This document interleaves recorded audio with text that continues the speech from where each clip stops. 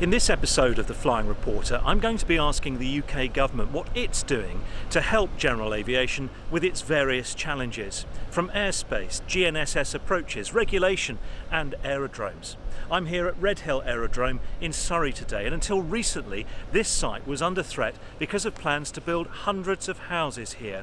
Other aerodromes have found themselves in a similar position. I've been talking to the Aviation Minister, Robert Courts MP. Robert Courts, thanks ever so much for joining me and giving me your time. I think one of the biggest issues facing general aviation in the UK is the viability and future of our aerodromes. We're seeing so many of them disappearing and very fast. How are you going to stop them being lost to housing estates? Well, the first thing to say, I think, is that in what we're releasing is the General Aviation Roadmap. What we want to achieve is to make the UK the best place in the world for general aviation. And we're laying out in the roadmap a framework of how we're looking to do that. And there's a number of different aspects to it. But the point that you've just raised is absolutely central to that. It's ensuring that we have a network of aviation, of airfields, a network of strategically important airfields that are there for the sector to use.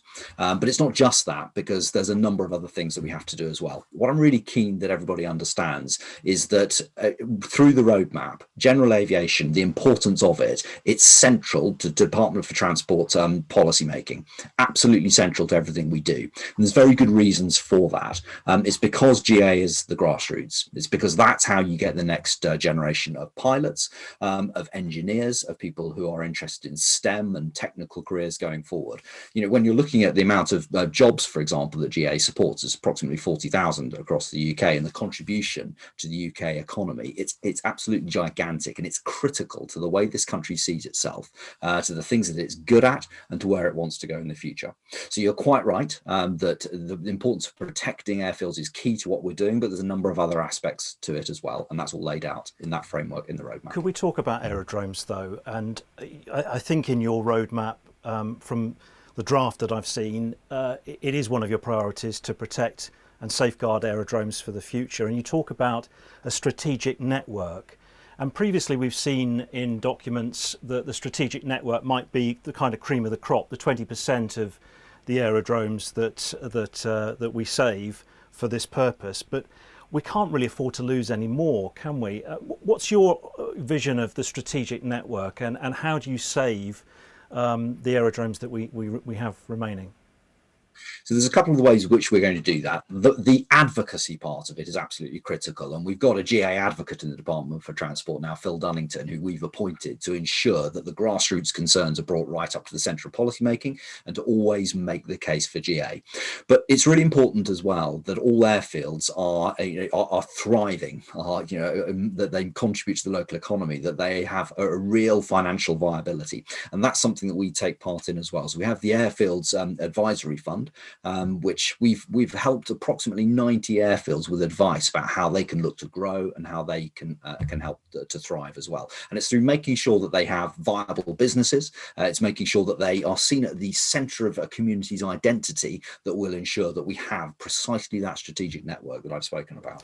Even before COVID, a lot of aerodromes were struggling. They've seen their costs, insurance going up, the cost of fuel and tax on fuel and training costs are very high, and we've seen a decline in people taking up flying, partly because of the costs. That's one aspect of it. The other is planning and the pressure to build more housing, which of course is another priority for the country, but it has meant that we've seen aerodromes come under threat for developers. I mean, looking at those, first of all, the costs of running an aerodrome, what can we do to bring down the costs of running the aerodrome? I mean, there are calls, aren't there, from flying schools to cut tax on flying training as one example.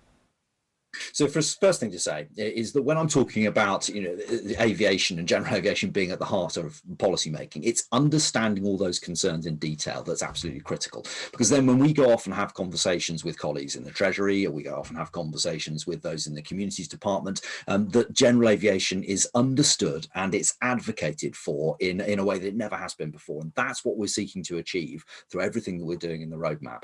In terms of direct advice, that's where that Airfield Advisory fund really comes in. The work that the team is doing, the work that the CAA's General Aviation Unit, for example, is doing, is critically important in making sure that airfields are understood by local councils, by local businesses, as being absolutely critical in terms of the area's development and where the country wants to go in the future. Look, for example, if you are running a high-tech business in an area, you will need people to come to work for you who are high-tech minded. There's no better way of doing that than having a local airfield that people value, that people go to. They might get some air experience, they might work on the aircraft that are there, and through doing that you create the sorts of people that you're going to need. It's being air-minded fundamentally, but it has a greater impact in terms of the economy and in terms of levelling up, which of course is what this government's keen to do. It's a wider impact than purely on the aviation world. It's critical to this high-tech country that we want to build. The General Aviation Awareness Council, I think, estimates somewhere between 30 and 40 aerodromes are currently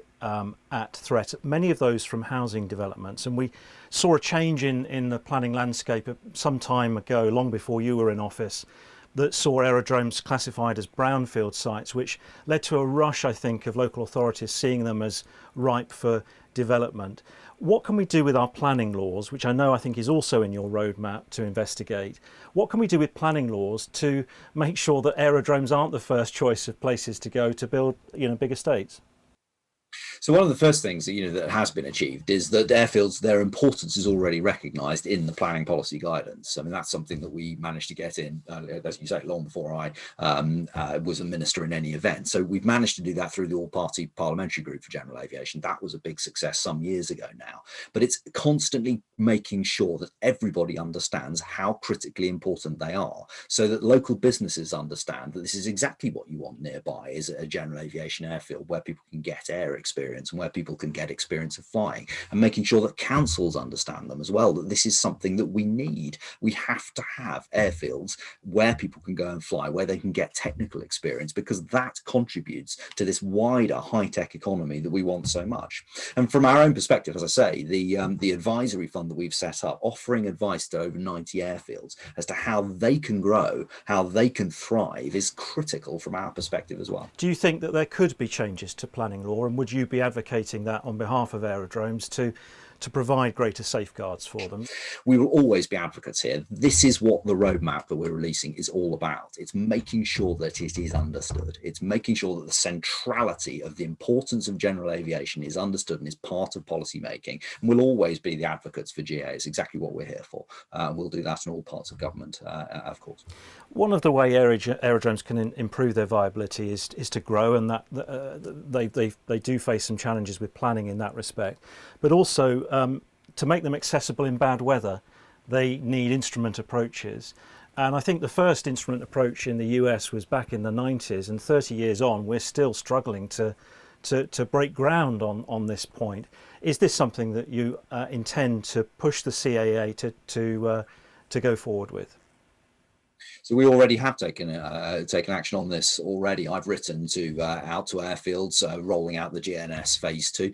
That is something that we are very much seeking to do, to raise awareness, to get them interested, to get them to understand what more they can do to help with instrument approaches. And we'll continue to do that. It's making sure that our airfields and our aviators have all the tools that they need to make sure that they can thrive, and that aviation is thriving in this country, as I say, to make sure that the UK is the best place for general aviation. There is a thorny subject that you will be aware of, and that's EGNOS. For those that don't know what that stands for, it's the European, I'm having to read this to remind myself, the European Geostationary Navigation Overlay Satellite Service, which at the moment we need to fly precision GPS approaches. We're coming out of that system in the summer, I think it's in June. The UK has contributed more than £30 million to EGNOS. Why are we coming out of it? So, you're right, of course, this is a challenge for the sector, but unfortunately the European Union during the negotiations was asking for a contribution from us that was just something that wasn't acceptable. It wasn't good use of taxpayer resources. So there is a challenge there, but we are looking to see what we can do to mitigate it, both in the short term and the longer term, to ensure that people can take use of the other systems that are available. Is there, I think there was a plan, wasn't there, to build our own system of space and time GPS service. Is that right? And what's the time scale for that? Do you know? It's a bit early for me to start going into the specifics of exactly what we will do, but what I certainly can say is we are very much aware of the issue. We're looking to see what we can do to mitigate it. Can we talk about airspace, which again I think is another priority for your roadmap? The general aviation community is very concerned about the growth of controlled airspace, and to sort of explain this to you, I fly around London, as a lot of us do, and because of Luton, Stansted, Gatwick, Heathrow, Southampton, there are these channels of uncontrolled airspace that we're all squeezed into. And on a good summer's day, it's a bit like driving the wrong way on the M25. You've got aircraft coming at you from all directions. It doesn't feel particularly safe. And I think it's your intention to make sure that airspace is available to all. Can you tell me what your strategy is, or what your roadmap has to say about this? Yeah, absolutely. And please rest assured, I entirely understand the challenges that there are. You can see on the map behind me, I represent Witney and West Oxfordshire. So I have Brize Norton, which is of course the biggest base in the Royal Air Force. Oxford Airport is just outside, and I have Enstone Airfield as well in my constituency. So all of those issues around airspace challenges, I entirely understand on a constituency level alone. I have a strong glider community here as well. So I understand the need. And you're absolutely right to say the government is keen to make sure that there is airspace available for all. So there's a number of different ways in which we're doing this.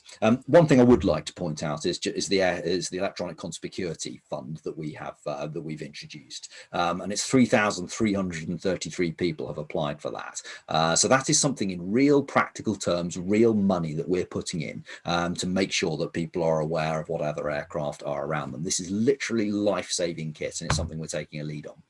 But that, of course, is only a small part of it. The wider piece is around airspace modernisation more generally. And the UK's airspace hasn't really changed in fundamentals since the 1950s. It's going to have to do so, because it'll have to do so, for example, in order to accommodate the great benefits of drone use, but also, of course, the challenges as well, for the reason you give as well. So we're just taking through Parliament at the moment the airspace bill, the air traffic management unmanned aircraft bill, which will be a big part of this. And you're quite right that the work we're doing with the CAA and through the roadmap in order to modernise airspace is a critical part of making sure that there is space for everyone. And the centrality of GA and its importance to our thinking in policy terms cannot be underestimated.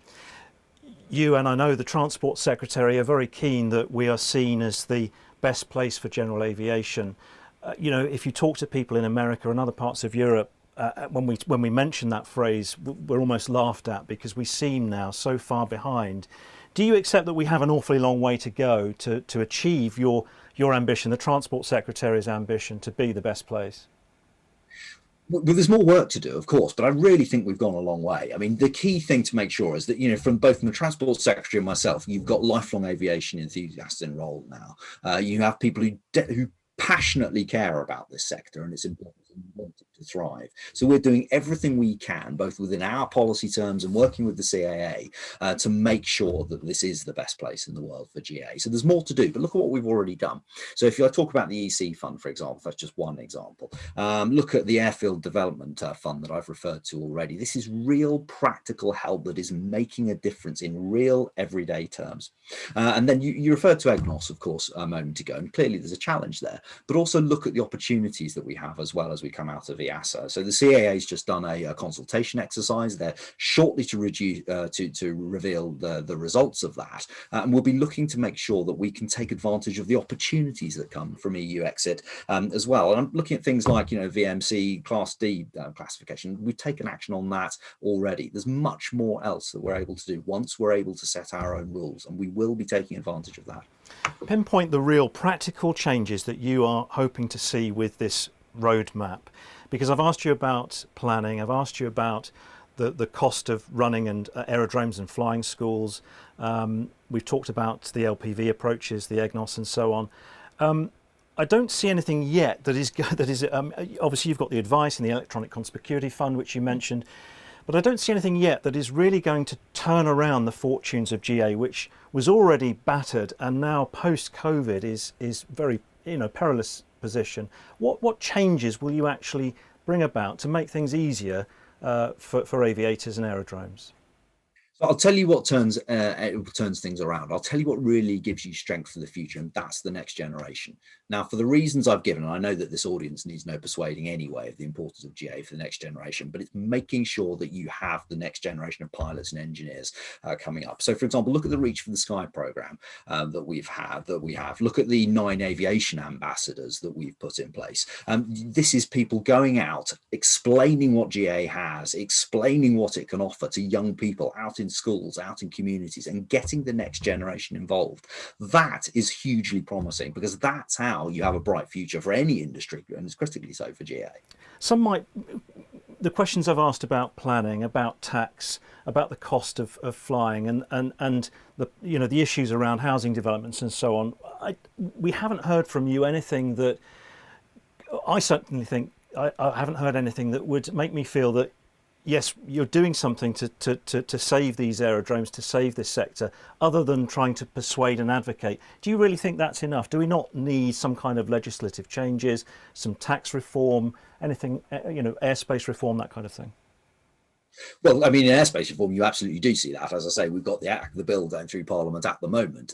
You talked about the cost of aviation. I've again referred to the EC fund. This is real practical steps that we are taking from within this department to make sure that airspace is modernised and the space for all, and to make sure that these critically life-saving devices are available for everybody. There does come a point in government at any stage where you do have to work with people. That's a good thing, not a bad thing. Is to make sure that general aviation is seen as being critically important across government. That I would warmly welcome. Thank you very much, Robert Courts. Thank you. The UK government publishes its GA roadmap this week, and the CAA has just released its GA Change programme. While all the answers aren't yet there, and some are somewhat underwhelmed by the support they've had from the UK government so far, I think there is at least recognition finally at the highest levels that change must happen in order to arrest the decline of general aviation in the UK. I'm the Flying Reporter. Thank you for watching this video. Please subscribe to my channel. Fly safely, my friends.